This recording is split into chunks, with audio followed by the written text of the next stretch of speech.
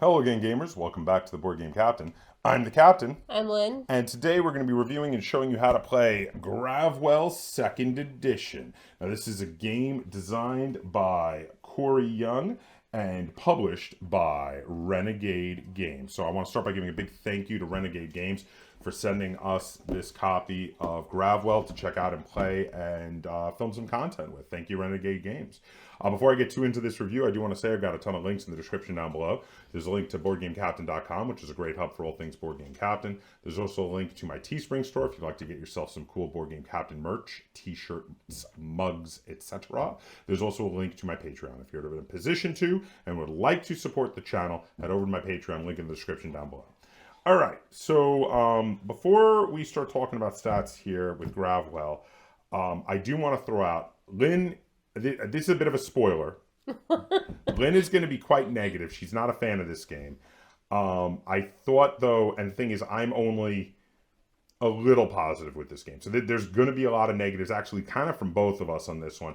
The group we first played this with was more negative than positive, and it hasn't really improved that much. This is a game I thought I was really going to like, based on the look of it. It looks beautiful, and I love sci-fi themes, but it didn't click with us. Now, sometimes some of my viewers get upset if they're a big fan of a game and we're talking bad about it. So here's the thing. I'm going to put a link up above here to another game from another review we did of a Renegade Games game, Raiders of Scythia, where we were crazy positive on it.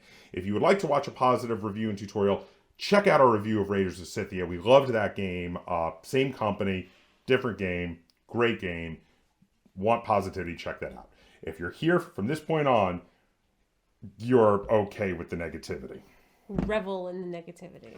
All right. So, Gravwell, 2nd edition. Let's see. Why don't you go through the stats for us here? Ages 10 plus. That's fine. That's fine. It's fine. It's not that complicated. 2 to 6. Oh. But I was gonna say it's not that complicated that would need to be higher, but there's enough going on that I would say 10's probably a good estimate. Yeah. 2 to 6 players. Yes. It plays a little differently at higher player counts. You wind up with ships on either side of the board going across from each other. Plus, the more players, you add more cards into the deck. Mm-hmm. But it does play at all the player counts, so I can't deny that. 30 to 45 minutes. No. This is longer. This is long. This is definitely longer. Especially with more players. Yeah. Well. Yeah, there's a lot going on, and I think that's it can go quick because like you could player. No, it's not. It just says 30 to 45. Yeah. That's not a good estimate at all. The game can go fast, but it can also go very long. There's a possibility of 6 rounds if nobody gets into the end zone, and as we're going to talk about when we're talking about the game, that is very possible because there are times where you just go turn after turn after turn of going back and forth and not making progress.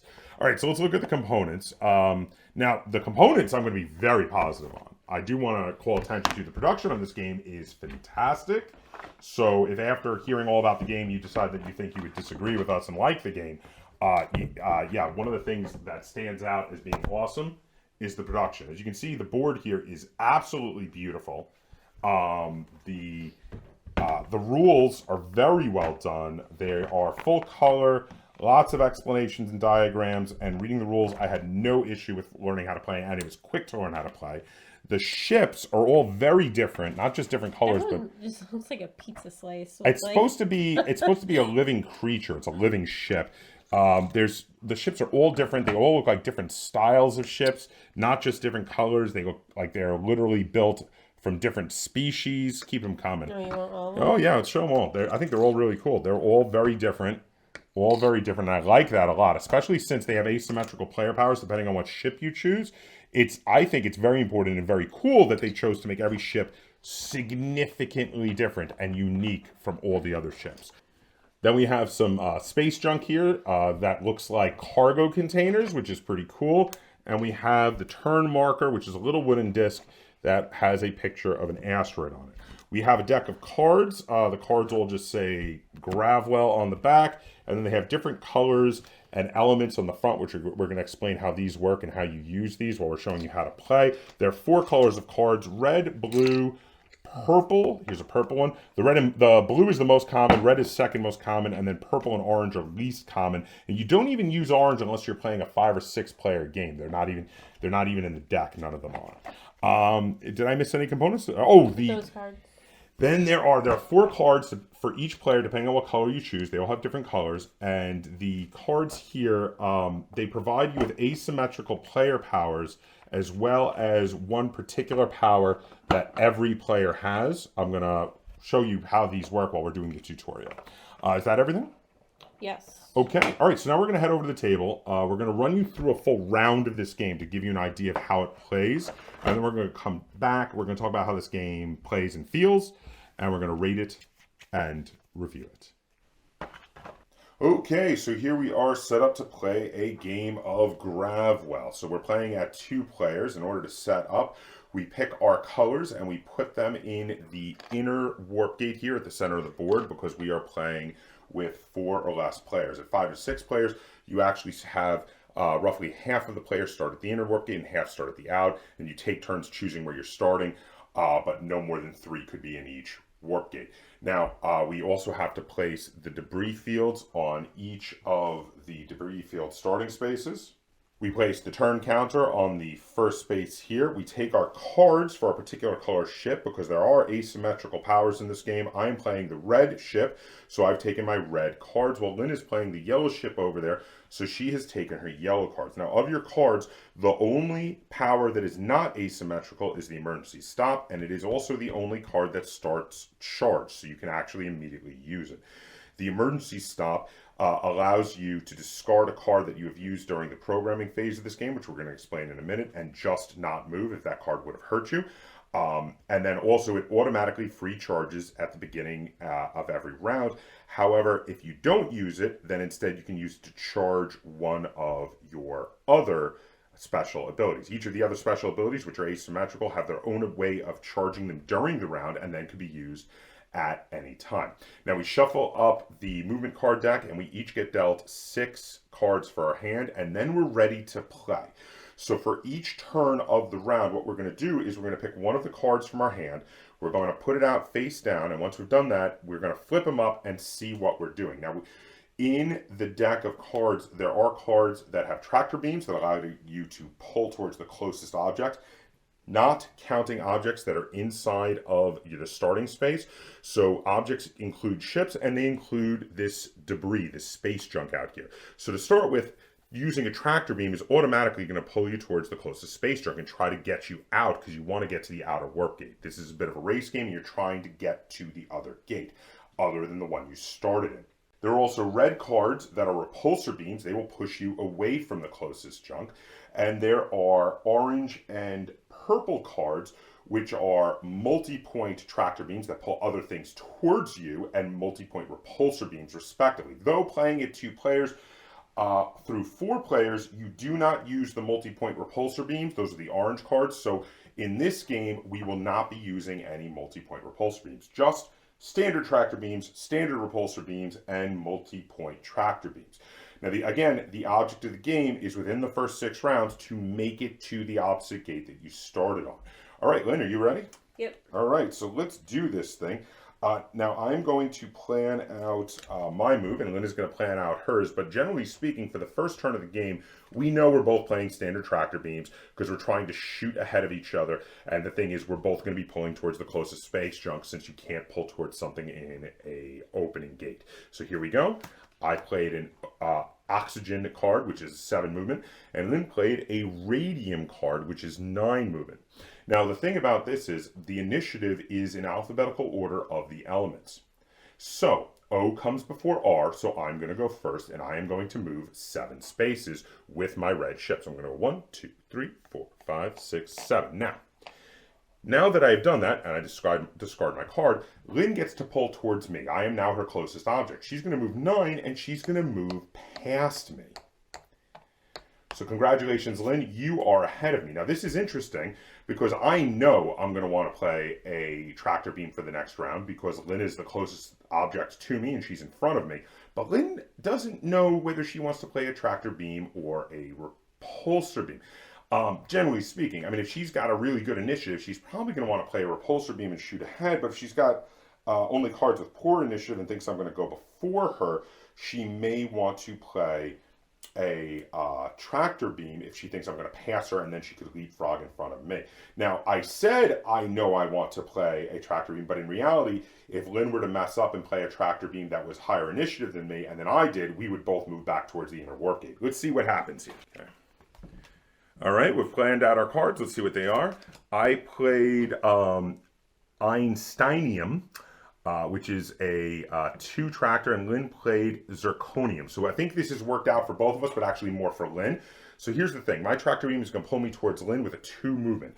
Now, 2 movement means I land on Lynn. When that happens, I get to drift 1 more space. So I go to the next one, which means Lynn gets to pull towards me 7 spaces. She's going to shoot way far ahead. Well done, Lynn. So now we are 1, 2, 3, 4, 5, 6 spaces away from each other. So Lynn, I think you get to unlock one of your abilities. Wasn't that one unlocked from ending your movement?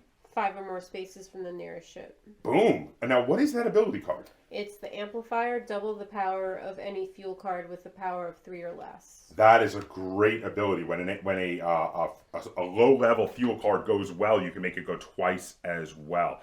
Okay, so we've both planned out our moves for the next turn of the first round. I have played Vanadium with a movement of 7, and Lynn has a higher initiative than me because she's played, what is that? With the B. Boron. Boron with a movement of 2.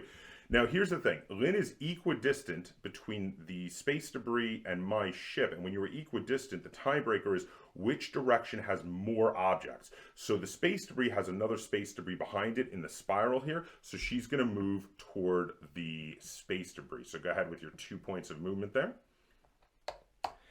I also unlock a thing. Oh, what's the... Use a fuel card when your ship is exactly centered between the 2 closest objects. Which you did. You were directly between us. So go ahead and unlock that. And what's that ability give you? That says when playing a fuel card, if you pass an object, you may bash it out of its space, replacing it with your ship. Very cool. Move the object to the space where your ship would have landed. So I get to move my 7 spaces. I go 1, 2, 3, 4, 5, 6, 7. And I've almost caught right back up to Lynn, though I have not been anywhere near as lucky as her in getting to unlock my ability cards here. So we're going to see how this goes. But yeah, so yeah, so I'm going to plan out my card for the next move.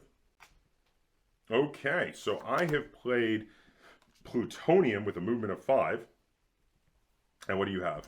Gallium. All right, so now this is where Lynn has guessed poorly because she is closest to me and she played another tractor beam and she went ahead of me, which means she is supposed to move backwards past me 5 spaces, but she has not used her emergency stop or any of her abilities for that matter, and I know her emergency stop could stop her from doing that. Are you going to use it and stop yourself from moving backwards 5 spaces? Yeah, I'll use it. Okay, so at which point, though, that does also mean that my plutonium will work properly, because if Lynn had moved behind me, I also would have gone backwards 5 spaces. So I'm going to get to move 1, 2, 3, 4, 5. Landing on the space debris lets me coast 1 more space, which means I will now actually be in front of Lynn. That will finally let me charge a couple of my abilities. I have one ability that said drift over 1 or more objects as part of a single move. I did a drift over that object. The drift specifically is when you land on them and then have to move to the next space. And I have one that says end your movement 5 or more spaces away from the nearest ship, which I now am actually exactly 5 spaces away from Lynn. So the abilities that I have unlocked that I can use now is this one says when it is your turn to resolve your fuel card, you may discard it and attract the other objects as if you had played a power level 3 multi-point tractor beam. So it's kind of like a second emergency stop, but it also does a tractor beam on everything else. Then I also have the other one that I locked is when it is time to resolve your fuel card, move all objects toward your ship 1 space as if you had played a power 1 multi-point tractor beam, then resolve your fuel card normally. So it does allow you to mess with the board a little bit before actually using your fuel card. All right, so we're going to be playing our second to last cards of the first round here. All right, flip them up. Okay, so Lynn goes before me, and she is going to move, pull towards me 6 spaces because of her initiative F. Now, this does mess up my move because mine is a repulsor.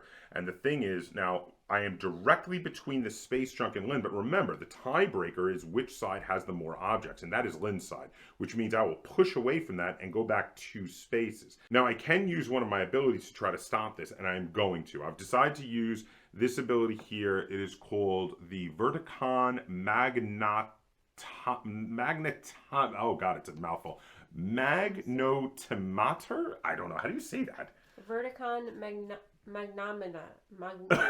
It's not just me. Magnetomator. Are you sure? I'm not sure. I don't know. Okay, so its ability says that when it is your turn to resolve your fuel card, you may discard it and attract the other objects as if you had played a power 3 multi-point tractor beam. So I'm going to be doing that. So what that means is all of the objects are going to move 3 spaces in my direction. So Lynn is going to go 1, 2, 3.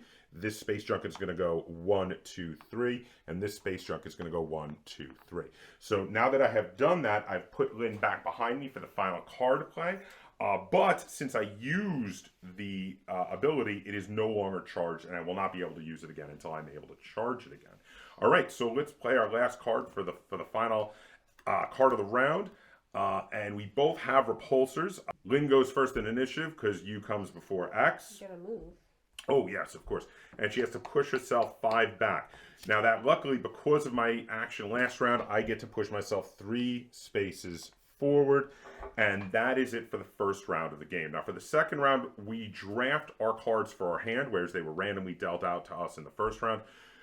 We do this by dealing out a number of stacks of cards equal to the number of players playing times 2. So in the case of a 2-player game, that'd be 4 stacks. And what we do is we deal 1 card face down and 2 cards face up in each of the stacks for them to be able to draft. The draft is begun by the player closest to the Merton Cloud, which, Lynn, would you point to that? It's on your side of the board there.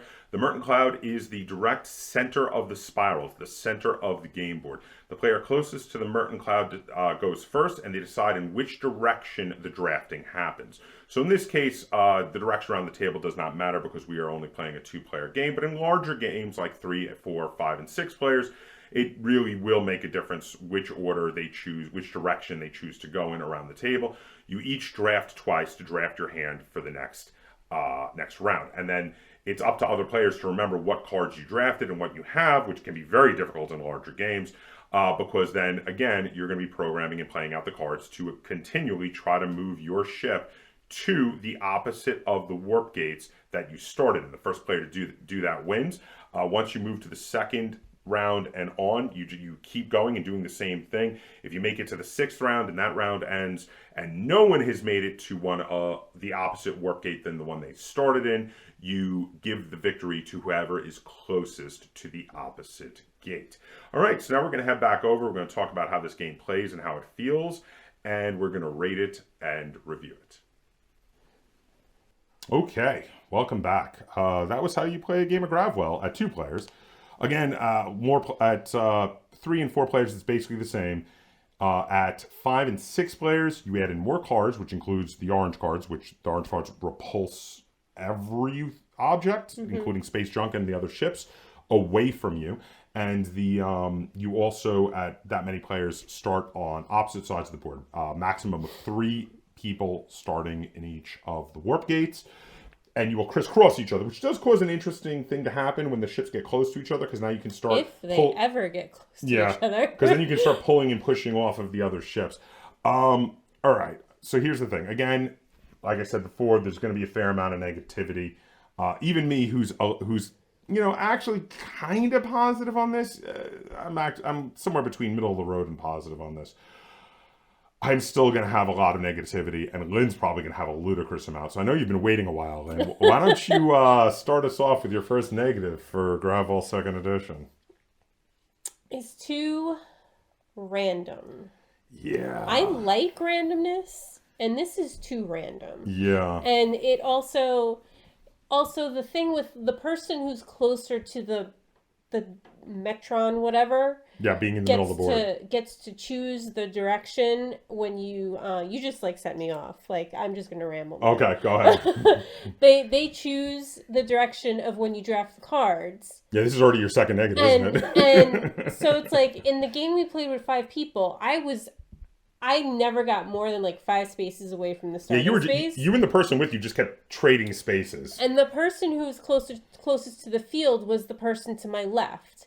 And they chose to go in the opposite direction of drafting. So I was last. And it's not like regular drafting where like the last person goes twice in a row and then it goes around. No, I didn't even get to choose my hand.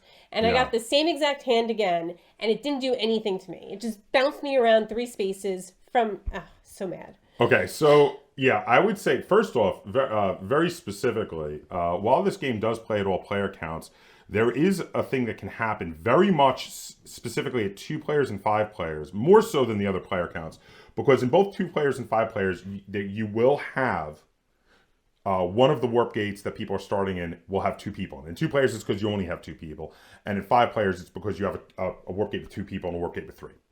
And there's this thing that can happen where once that gate, the people leave, if they're just by poor luck of the draw or are misanticipating, you can have a situation very possibly where literally they just keep ping-ponging back and forth and nobody's making progress and it's just frustrating and not fun.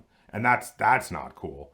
In fact, a lot of times you will have, through no fault of your own, again because of the randomness, you will have a situation where you play a card and because through no fault of your own, because either you misanticipated or you didn't know what cards your opponent had because it's the first round, or you weren't able to keep track of what cards your opponent drafted because you're playing 5 or 6 players and it's impossible to keep track of all the cards everybody's drafting, you didn't realize that you're going to wind up like playing this card that's going to royally screw yourself over, and you're going to go like 7 spaces backwards, and you already used your emergency stop. And you don't even know all the cards you're drafting because some of them are face down. Yeah. So it's like there's still mystery. Yeah. So I mean, when we played with 5 players, I ended up with the same hand every turn. Yeah. Because my last draft, I didn't have a choice. It was whatever was left. Right. And the first draft, it was like from my position, I was like, oh, I need like this color cards, and that's what I went for. And then I just ended up with like the same exact hand and just ping-ponging with the person, just back and forth forever within 5 spaces. No. and that can literally happen. Like it's not going to happen every game, but this can literally happen in a game. Round after round after round. If you have like 2 or 3 rounds of this, the people who are doing that are not having any fun. And that's not cool. And it's very possible to happen in this game where you will have 2 people just do that. Just ping pong past each other every turn for multiple rounds until someone from the other side of the board like passes them by and you're like, oh great. And then finally they get to move because they pull off of that person, but it doesn't matter. They're so far behind at that point because they haven't even passed the middle of the board and that person is way past the middle of the board for where they're going. So that can definitely be an issue. Also, I think a big part of the problem is that unlike a lot of other programming games, as you move on, you leave some of the programming stuff out on the table and it's going to affect you in future rounds. So there's stuff you can look at to try to figure it out. You're like, oh, they're going to be doing this and that. So if I do this, I should be okay. Your programming is a single unknown move for every person every round. There's nothing to figure out off of it. It's only card counting. And well, even with those, the ones where the moves are out, like you mentioned off camera, Bill and Ted's Excellent Board Game, which is like that. Yes. Well, the thing is, when we play that, I usually never look at other people's moves because the thing is that where other people are when you go doesn't affect you. No, but it does because where other people go affects where the evil dudes go. But that's when we're getting to another game though. We're talking too much about another game. I think the thing with this is that based on where other players and objects are affects too much of how your movement. It does. It affects it because it's all about it. Instead of just like affecting it a little bit, it affects it a lot of it. Okay. Any more negatives? Just the entire game. Okay. I think the biggest negative here is that this game has a very big potential to be frustrating and not fun. And a game that is frustrating and not fun is not a game I would recommend for people to play. Now, it can be fun if your cards go well. If you turn after turn are mostly having cards played that are going well, you're going to be having a good time. But there's a darn good chance someone on the other side of the table is not, and that's kind of not cool. I mean, no, it's not kind of. It's not cool. It's not cool. I'm just going to call it out. It's not cool to have some of the people having fun and other the people being miserable and being like, when can we get on to another game? Which was kind of our experience with this Yeah. game. One person was having a blast because they were winning, Yeah, and everybody else was like, either okay to negative. They're like, how much longer do we have to play? Yeah. All right, so yeah, that's kind of been our experience with this game. All right, so positives with the game. Go ahead, go first with a positive. I don't got nothing. Nothing? All right, I'll go with the game is beautiful. It looks gorgeous. The art, the cover art, the art of the board, the look of all the different ships, all of that is gorgeous. If you like games with a lot of randomness and think this sounds like fun, FYI, the game is absolutely beautiful. And if you disagree with all the things we're talking about, as a plus, game looks great on the table. Absolutely beautiful on the table. Do you think of any positives, or you just gonna be? I got more negatives if you want. Yeah, go ahead. At this point, if they stuck around, they're here for the negativity anyway. It feels like it wasn't even play tested enough. This feels like, And this is the second edition. it feels like it's a prototype. Like there's kinks that need to be worked out. And I'm like, how is this a published game? How is this on a second edition? I just don't understand. Okay, another positive. I really like the asymmetrical player powers. I like how you get to unlock them in the middle of the game and start getting more powers. They do help to mitigate some of the randomness. But there is a problem with them also, and I know I'm throwing a positive with a negative, but they're different for every player, and how you unlock them is different. We had, when we were playing the big game of it, the first time we played, where we played 5 people, we had people who were like halfway or more through the first round and still hadn't unlocked a single one. And we had other people who had unlocked 3 and were like kicking ass. It was the people who were moving Yeah. and actually were doing well were unlocking it, because it's things like you have to like pass like over debris fields and stuff. Yeah. And it were the people who were just stuck, who were not doing anything. Not doing anything. Yeah. And constantly having to use the emergency stop to keep from just going back to the But again, starting space. you can't constantly use the emergency stop because you can use it once per round. Yeah. And then you're going back towards your own space, which is why it's very possible that like once you get a little bit out into the board, if it's just you and one other person, you can do that ping-ponging thing. Okay. I don't know if I have any other positives. I did. There were points where I had fun with this game. There were times where I had fun with this game. I did. I'm not fully negative on this. In fact, in reality, it might sound like I'm more negative just because of how negative Lynn is being, because she did not like this game. By virtue of the fact that I'm saying next door and I have a bunch of negatives, it may sound like I'm more negative than I am. I'm not actually that negative. I did have fun at times playing this game. I understand what they're going for with this game, and there were bits of it that were interesting, and I did like at times. But the potential for it being incredibly frustrating, especially through no fault of your own, is kind of too high, and that's why I'm not really that positive on this game either. Honestly, yeah, I'm still probably gonna be higher than you, so I think you should go first on the rating. Probably like a 3. Like I just 3 is like really bad. Probably would never play again. Oh no, definitely will not really play it again. So Okay. yeah. So three stars. 3. That's really low. Okay, so I didn't realize you like that's like anything 3 or like 1 is broken. The game is just not functional. 2 is like this is one of the worst games ever, but still functional. 3 is really bad and would never play again. That's really low. That's down there. In fact, I don't know if we've ever shot a video where we gave something that well. I think you gave one of those escape room ones like There was early something I low really one. didn't like that I gave a Yeah. really low score to. It's been a while since we've given something a 3 though. Well, I'm not giving it a 3, but it's been a while since you've given something. Because you don't let me do negative reviews. Well, I don't like giving things negative. But I will do it if it deserves it. I don't actually think this deserves negative. I did have a lot of negatives on this game, but again, I sometimes enjoyed myself. However, and I've been thinking about this, I definitely didn't enjoy myself more than, at the most, 50% of the time. So I've decided I'm going to give it 5 out of 10 stars, which is right down the middle. It's meh. 5 is not good. It's not bad. It's just meh. I could be convinced to play this again if I was with a group of people who told me I had somehow been wrong about this game, and they're like, oh, we all love this game, you should play it with us. I might be like, okay, I'll give it another try. Maybe I played it with the wrong group. Most other people weren't enjoying it, and maybe that brought me down. I would give that a shot. However, I would never go out of my way to play this game again. That's where I'm at. I'm like 5 out of 10 stars. So still higher than your 3, but not exactly a rave review. I can't recommend this one.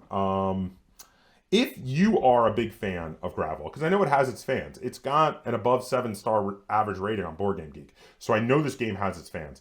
If you're a big fan of this game, what did we miss? Did we do something wrong? Tell us in the comments down below, because I'm not sure, like, why it's... The thing we did wrong was play it. Wow. Spicy. Please give this video a like, share and subscribe, because after this we may never receive a review copy from Renegade Games again.